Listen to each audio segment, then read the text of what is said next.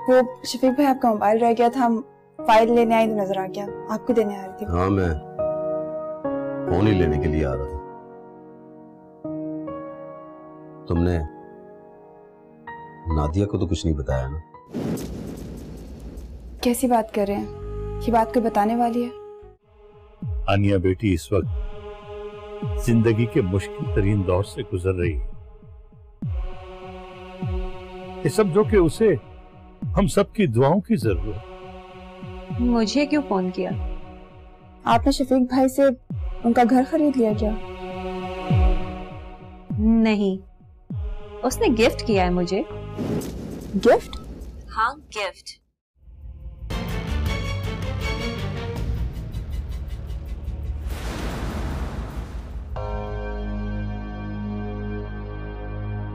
क्या बात है, आप दोनों मुझे देख के खामोश क्यों हो गए?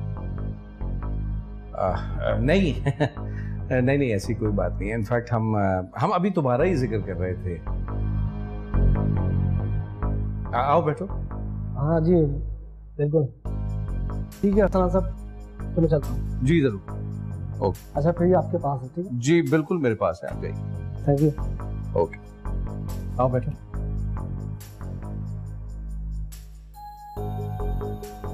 ये कैसी फाइल है? ये कुछ नहीं है, ऐसी कोई खास फाइल नहीं है। ये एक डील हम फाइनल कर रहे थे, बस ये उसी की फाइल है। गुड। हाँ अच्छा सुनो, मैं तुमसे ये कह रहा था कि मैं तुम्हें फोन किया था, राइट? हाँ कहो, तुमने फोन पे भी यही कहा था कि मैं ऑफिस आऊंगी तो बात करेंगे। हाँ मैं एक्चुअली तुमसे, मेरी बात ध्यान से सुनो ना जरा। मैं ये कहना चाहता था कि जो आनिया है ना, अगर इसको शादान ने 2-4 दिन में तलाक नहीं दी तो मामला फिर हमारे हाथ से निकल सकता है। जो भी कुछ करना है हमें चंद दिनों के अंदर अंदर करना है। क्या मतलब? भाई मतलब ये कि ये जो पिछले कुछ दिनों में मैंने उसके आनिया के रंग रूप देखे हैं, तो मैं तो बहुत डर गया हूं। और मुझे लगता है कि अगर आनिया इसी तरह इस घर में मौजूद रही तो ये हम तीनों में से किसी को भी नुकसान पहुंचा सकती है। किसी भी किस्म का हमारे ताल्लुकात खराब कर सकती है, हमें हमारे बीच फिसाद करा सकती है, कुछ भी हो सकता है। देखो मैं तुम्हें समझाता हूं, अगर हम कल को इसको अलग करा देते हैं और शादान की शादी कहीं और कर देते हैं तो मेरा ख्याल है उसको, इस लड़की को भूलने में चंद दिन लगेंगे और शादान वापस अपनी लाइफ में सेटल हो जाएगा। फिर वो उसकी हम उम्र होगी या उससे थोड़ी छोटी होगी, ये लड़की बहुत बड़ी है। मुझे तो कुछ समझ में नहीं आ रहा अरसलान, ये सब इतनी जल्दी कैसे हो सकता है? देखो नैना, मैंने कहा ना, बास काम जिन्हें हम बहुत जल्दी समझ के कर रहे होते हैं, दरअसल तो वो भी बहुत लेट हो चुके होते हैं, बहुत देर हो जाती है उनको करने में। जहाँ तक इनकी तलाक का मामला है, इसमें 1 या 2 दिन नहीं, मुझे लगता है कि चंद घंटे की देर भी हमारे लिए नुकसानदेह साबित हो सकती है। अब उसको इसके निकाह में 1 घंटे भी नहीं रहना चाहिए। ये सब तो ठीक है अरसलान, लेकिन तुम्हें नहीं लगता कि हमें एक दफा सादान से बात कर लेनी चाहिए?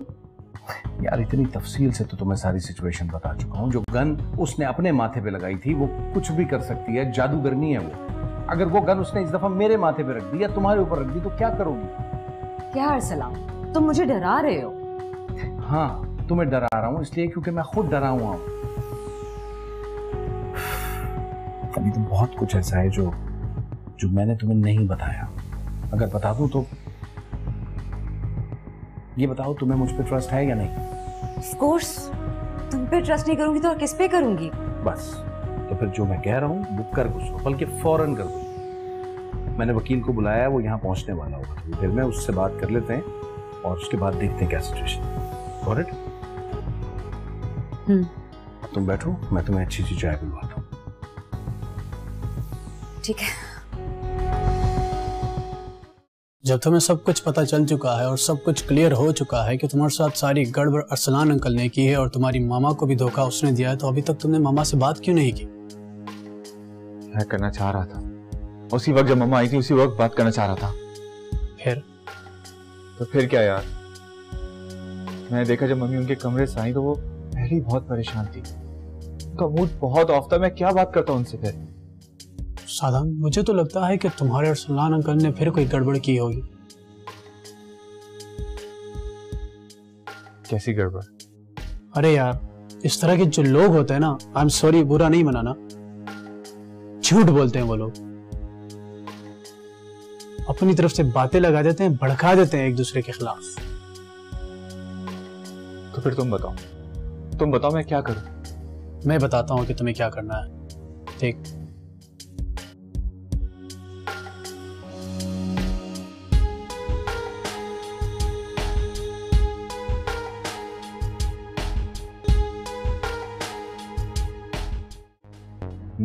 ठीक है, मैं समझ गया। अब ये डॉक्यूमेंट्स मुझे प्रोवाइड कर दें, लेकिन ये ध्यान में रखिएगा कि ये तलाक के कागजात हमें जल्द अज जल्द चाहिए। मैंने आपसे कहा ना कि जैसे ही ये कागजात आप मुझे प्रोवाइड करेंगे, 2 घंटे के अंदर अंदर आपको डिवोर्स के कागजात मिल जाएंगे। लेकिन जैसा मैंने आपको पहले बताया, आपके बेटे के सिग्नेचर इस पे ज़रूरी है। हाँ, नहीं, सिग्नेचर्स तो हम करा ही लेंगे। ठीक है, जैसे ही सिग्नेचर करवा कर आपके कागजात मुझे लौटाएंगे, मैं तलाक रजिस्टर करवा दूंगी। अच्छा, मुझे ये बताइए कि किसी भी तरह ये काम कल तक मुमकिन है? मैंने कहा ना, जल्द अज जल्द आप मुझे पेपर प्रोवाइड कर दें। क्यों ना? ठीक, डन।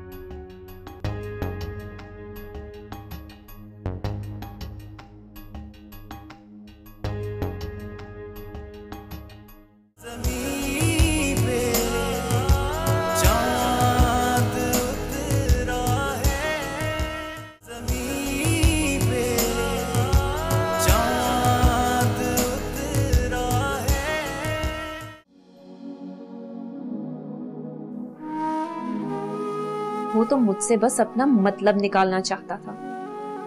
अपनी मोहब्बत के जाल में फंसाकर दौलत के लालच में मुझसे शादी करना चाहता था। मुझे तो बस उसे उसके किए की सजा देनी है, बर्बाद कर देना है मुझे शफीक को। और मैं अपने अहद से पीछे नहीं हटूंगी। क्या करूं? इस मकान के साथ साथ मुझे आप ही की खुशियों को भी बचाना है। इनका शफीक भाई पर एतमाद का रिश्ता भी बचाना है।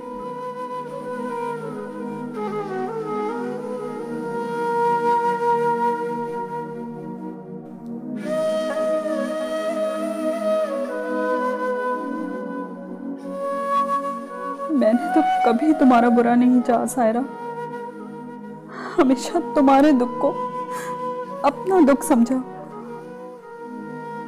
मैं तो तुम्हें अपने घर इसलिए लेकर आई थी कि तुम अपना गम भुला सको, अपने पैरों पर खड़ी हो सको।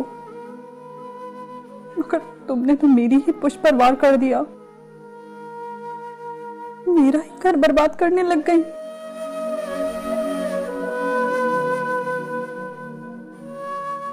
तुम एक बार मुझसे मिल तो लो, मैं तुमसे मिलना चाहता हूँ समरा। अच्छा बताओ तुम कहाँ हो, मैं वहीं आता हूँ। लेकिन मैं तुमसे नहीं मिलना चाहती मिस्टर शफीक। तुम क्या समझती हो ये इतना आसान है समरा? ये किसी के घर पे इतनी आसानी से तुम कब्जा कर लोगी? किसी का घर?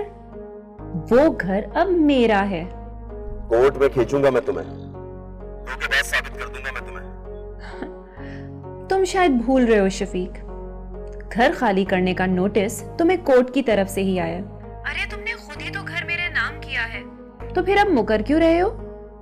तुम बच नहीं सकोगी मुझसे, दबाव बर्बाद कर दूंगा मैं तुमको। तुम इस वक्त सिर्फ एक काम कर सकते हो, और वो है घर खाली करने का काम। शराफत से मेरा घर जल्दी खाली कर दो, वरना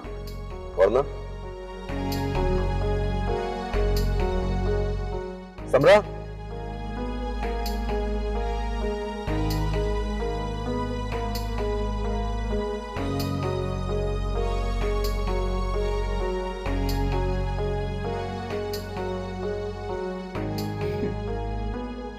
घर तो खाली तुम्हें करना ही पड़ेगा।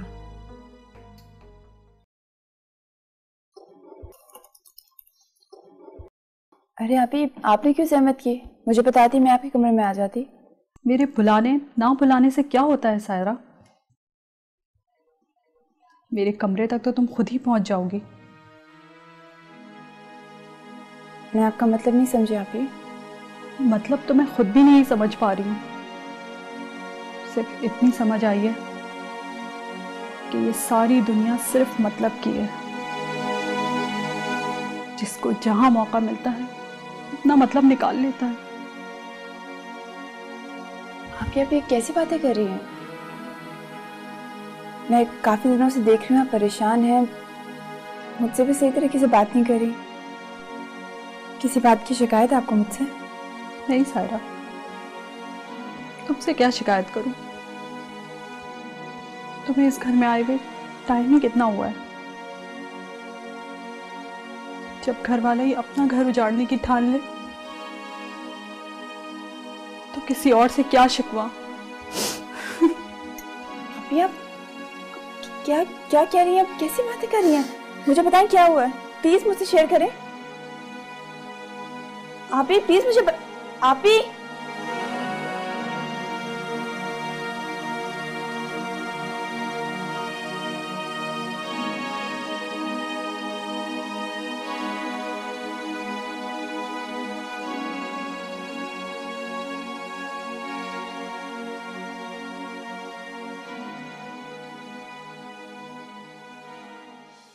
ये तो वाकई बहुत बुरा किया आपके आप ही के हस्बैंड ने। अच्छा बताओ मैं क्या कर सकता हूँ? नहीं sir, thank you so much. आप ऑलरेडी इतने एहसान कर चुके हैं मुझ पर। कैसी बातें कर रही हो सारा?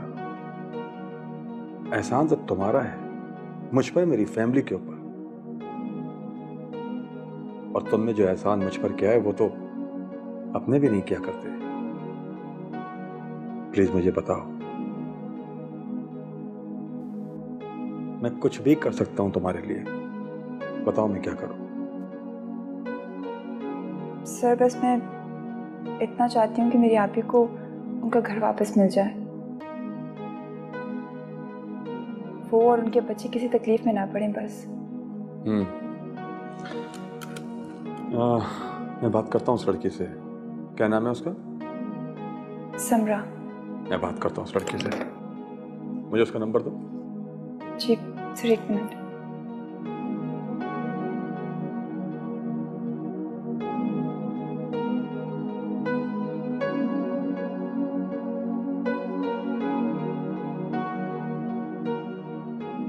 ठीक है मैं बात करता हूँ उससे, डोंट वरी। और मेरे होते हुए तुम्हें परेशान होने की कोई जरूरत नहीं। Thank you sir. Good girl.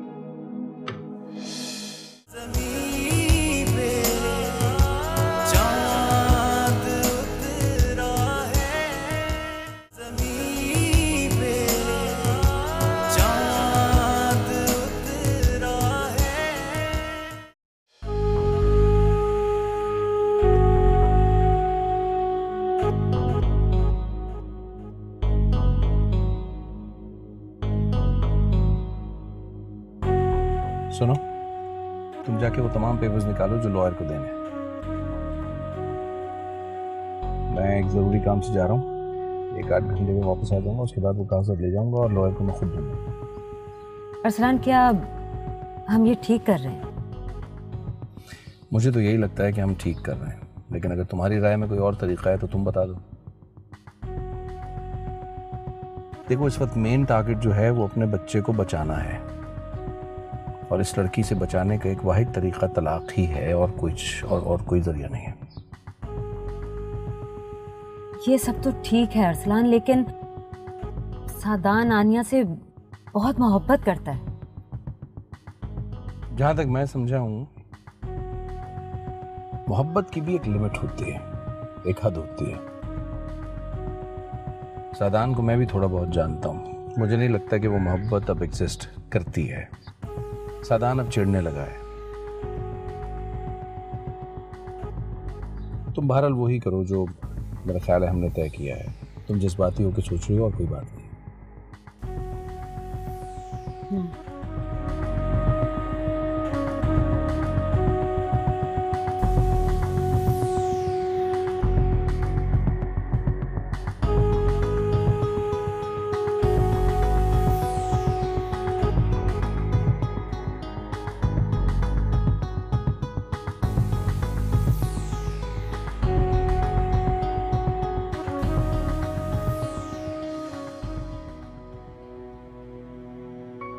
तुमने जो एहसान मुझ पर किया है वो तो अपने भी नहीं किया करते। प्लीज मुझे बताओ, मैं कुछ भी कर सकता हूं तुम्हारे लिए, बताओ मैं क्या करूं।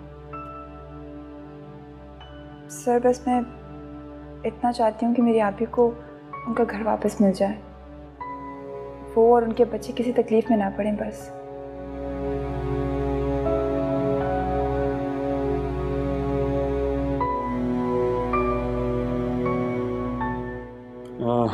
मैं बात करता हूँ उस लड़की से, क्या नाम है उसका? समरा।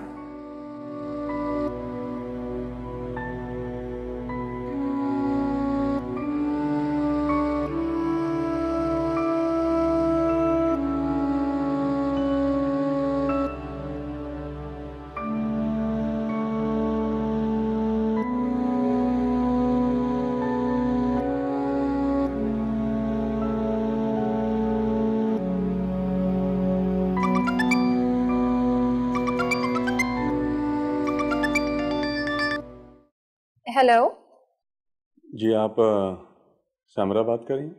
जी, मैं समरा बोल रही हूँ। मिस समरा, मैं आप सर अहमर बात कर रहे हैं ना? आप मुझे कैसे जानती हैं? आप मुझे भूल सकते हैं सर, लेकिन मैं आपको नहीं भूल सकती। इस अजनबी शहर में एक आप ही तो थे जिसने मुझे सहारा दिया, मेरी मदद की। सॉरी, मैंने पहचाना नहीं, आप हैं कौन? सब समरा खलील। 2 साल पहले जब मैं इस शहर में पढ़ने के लिए आई थी तो आप ही तो थे जिसने मेरी मदद की। सर जब तक हॉस्टल में कमरा अवेलेबल नहीं था तब तक आपने मुझे अपने घर पर ठहराया।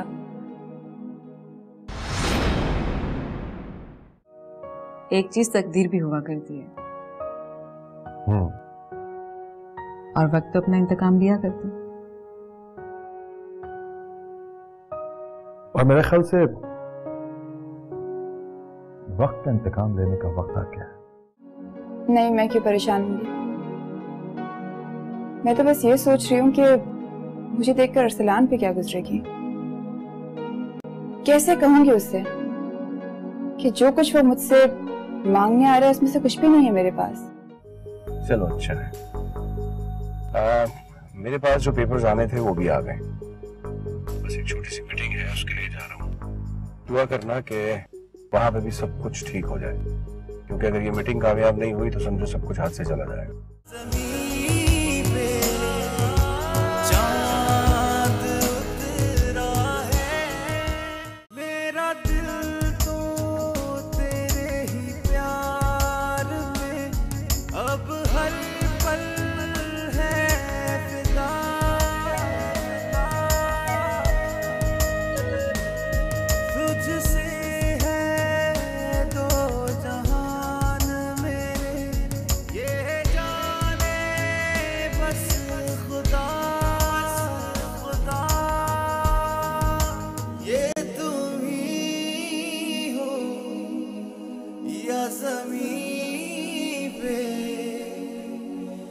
चांद उतरा है। वो शफीक भाई, आपका मोबाइल रह गया था, हम फाइल लेने आए तो नजर आ गया, आपको देने आ रही थी। हाँ, मैं फोन ही लेने के लिए आ रहा था। तुमने नादिया को तो कुछ नहीं बताया ना? कैसी बात कर रहे हैं? ये बात कोई बताने वाली है? आनिया बेटी इस वक्त जिंदगी के मुश्किल तरीन दौर से गुजर रही है। ये सब जो कि उसे हम सबकी दुआओं की जरूरत। मुझे क्यों फोन किया? आपने शफीक भाई से उनका घर खरीद लिया क्या? नहीं, उसने गिफ्ट किया है मुझे। गिफ्ट? हाँ, गिफ्ट।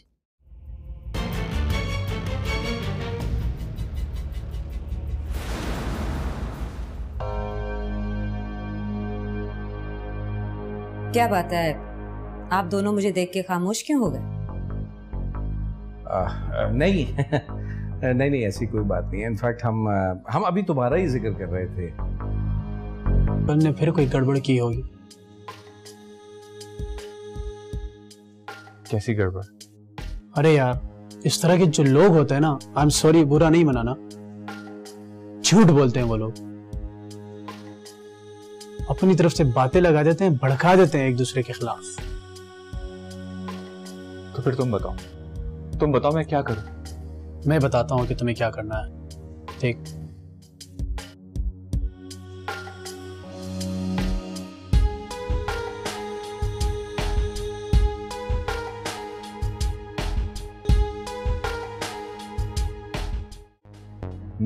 ठीक है, मैं समझ गया। अब ये डॉक्यूमेंट्स मुझे प्रोवाइड कर दें। लेकिन ये ध्यान में रखिएगा कि ये तलाक के कागजात हमें जल्द से जल्द चाहिए। मैंने आपसे कहा ना कि जैसे ही ये कागजात आप मुझे प्रोवाइड करेंगे, 2 घंटे के अंदर अंदर आपको डिवोर्स के कागजात मिल जाएंगे। लेकिन जैसा मैंने आपको पहले बताया, आपके बेटे के सिग्नेचर इस पे ज़रूरी है। हाँ, नहीं, सिग्नेचर्स तो हम करा ही लेंगे। ठीक है, जैसे ही सिग्नेचर करवा कर आपके कागजात मुझे लौटाएंगे, मैं तलाक रजिस्टर करवा दूंगी। अच्छा, मुझे ये बताइए कि किसी भी तरह ये काम कल तक मुमकिन है? मैंने कहा ना, जल्द से जल्द आप मुझे पेपर प्रोवाइड कर दें। क्यों ना? ठीक, डन।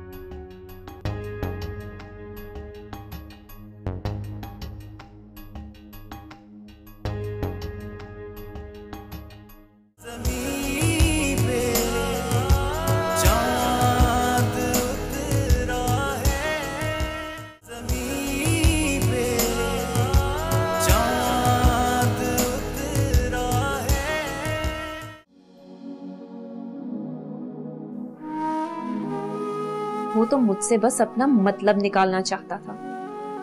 अपनी मोहब्बत के जाल में फंसाकर दौलत के लालच में मुझसे शादी करना चाहता था। मुझे तो बस उसे उसके किए की सजा देनी है, बर्बाद कर देना है मुझे शफीक को। और मैं अपने अहद से पीछे नहीं हटूंगी। क्या करूं? इस मकान के साथ साथ मुझे आप ही की खुशियों को भी बचाना है। इनका शफीक भाई पर एतमाद का रिश्ता भी बचाना है।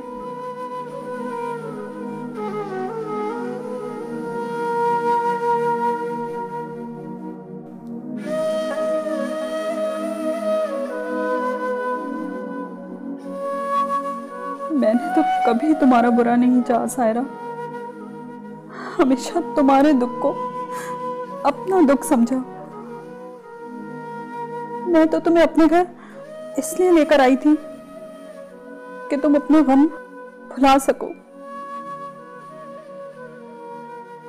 अपने पैरों पर खड़ी हो सको। मगर तुमने तो मेरी ही पुष्प पर वार कर दिया, मेरा ही घर बर्बाद करने लग गई।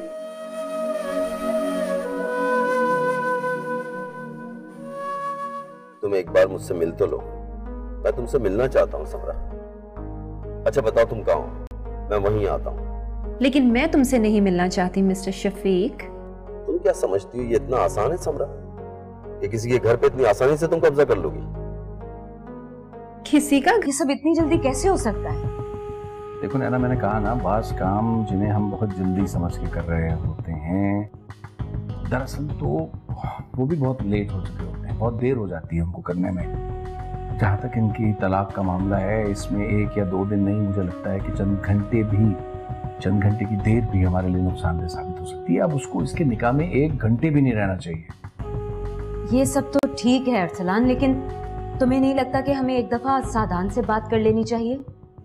यार, इतनी तफसील से तो तुम्हें सारी सिचुएशन बता चुका हूँ। जो गन उसने अपने माथे पे लगाई थी, वो कुछ भी कर सकती है, जादूगरनी है वो। अगर वो गन उसने इस दफा मेरे माथे पे रख दी या तुम्हारे ऊपर रख दी तो क्या करोगी? क्या अरसलान, तुम मुझे डरा रहे हो? हाँ, तुम्हें डरा रहा हूँ इसलिए क्योंकि मैं खुद डरा हुआ हूँ। अभी तो बहुत कुछ ऐसा है जो मैंने तुम्हें नहीं बताया। अगर बता दूं तो ये बताओ, तुम्हें मुझ पे ट्रस्ट है या नहीं? ऑफ कोर्स, तुम पे ट्रस्ट नहीं करूंगी तो और किस पे करूंगी? बस, तो फिर जो मैं कह रहा हूँ वो कर गुस्सा, बल्कि फौरन कर दो। मैंने वकील को बुलाया है, वो यहाँ पहुंचने वाला होगा, तो फिर मैं उससे बात कर लेते हैं और उसके बाद देखते हैं क्या सिचुएशन। Got it? तुम बैठो, मैं तुम्हें अच्छी सी चाय पिलवाता हूँ। ठीक है। जब तुम्हें सब कुछ पता चल चुका है और सब कुछ क्लियर हो चुका है कि तुम्हारे साथ सारी गड़बड़ अरसलान अंकल ने की है और तुम्हारी मामा को भी धोखा उसने दिया है, तो अभी तक तुमने मामा से बात क्यों नहीं की? मैं करना चाह रहा था, उसी वक्त जब मम्मा आई थी उसी वक्त बात करना चाह रहा था। फिर क्या यार, मैंने देखा जब मम्मी उनके कमरे से आई तो वो पहले ही बहुत परेशान थी, उनका मूड बहुत ऑफ था। मैं क्या बात करता उनसे फिर? सादान, मुझे तो लगता है कि तुम्हारे अरसलान अंकल। आओ बैठो। हाँ जी बिल्कुल, ठीक है अरसलान साहब, तो मैं चलता हूँ। जी जरूर। ओके। अच्छा फिर ये आपके पास है? ठीक है जी बिल्कुल मेरे पास है, आप जाइए। Thank you. ओके, आओ बैठो।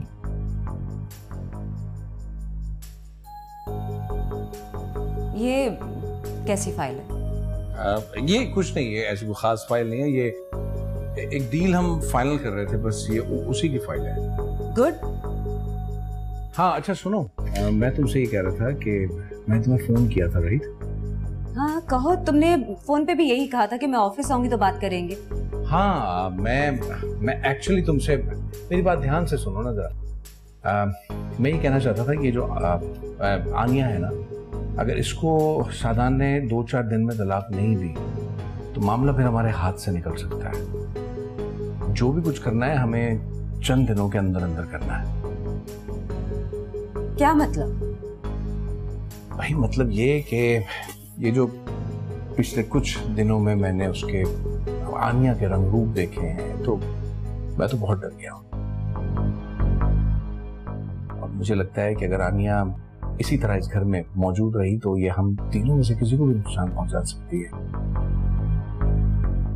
किसी भी किस्म का हमारे ताल्लुकात खराब कर सकती है, हमें हमारे बीच फिसाद करा सकती है, कुछ भी हो सकता है। देखो मैं तुम्हें समझाता हूं, अगर हम कल को इसको अलग करा देते हैं और सादान की शादी कहीं और कर देते हैं तो मेरा ख्याल है उसको, इस लड़की को भूलने में चंद दिन लगेंगे और सादान वापस अपनी लाइफ में सेटल हो जाएगा। फिर वो उसकी हम उम्र होगी या उससे थोड़ी छोटी होगी, ये लड़की बहुत बड़ी है। मुझे तो कुछ समझ में नहीं आ रहा अरसलान, ये सब